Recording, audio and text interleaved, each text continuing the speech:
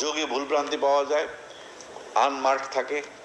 এই বিষয়গুলো আমরা যাচাই বাছাই করে পুনরায় আমরা রেজাল্ট দিই।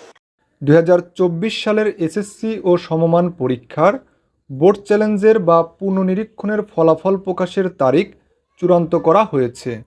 আগামী 11 জুন এ ফলাফল প্রকাশ করা হবে। আন্তঃশিক্ষা বোর্ড সমন্বয় কমিটির সভাপতি এবং ঢাকা শিক্ষা বোর্ডের চেয়ারম্যান অধ্যাপক তপন কুমার সরকার দ্য ডেইলি ক্যাম্পাসকে এ তথ্য নিশ্চিত করেছেন। অধ্যাপক তপন কুমার বলেন, এবার সব বোর্ডের পুনঃনিরীক্ষণের ফলাফল একযোগে প্রকাশ করা হবে। আগামী 11 জুন এ ফলাফল জানা যাবে। এবার ঢাকা বোর্ডে 1,79,000 উত্তরপত্র পুনঃনিরীক্ষণের আবেদন পড়েছে বলে জানান তিনি। গত 12 মে চলতি বছরের এসএসসি ও সমমান পরীক্ষার ফলাফল প্রকাশ করা হয়। এবছর 9টি সাধারণ, মাদ্রাসা ও কারিগরি বোর্ডে গড় পাশের হার 83.04%।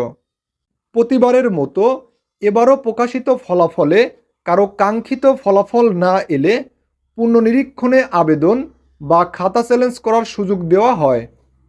ফলাফল পুনঃনিরীক্ষণের আবেদন ফি নির্ধারণ করা হয় প্রতিপত্রের জন্য 125 টাকা। ঢাকা মাধ্যমিক ও উচ্চ মাধ্যমিক শিক্ষা বোর্ডের বিজ্ঞপ্তি অনুযায়ী ফল পুনঃনিরীক্ষণের আবেদন 13 মে থেকে শুরু হয়ে চলে 19 মে পর্যন্ত।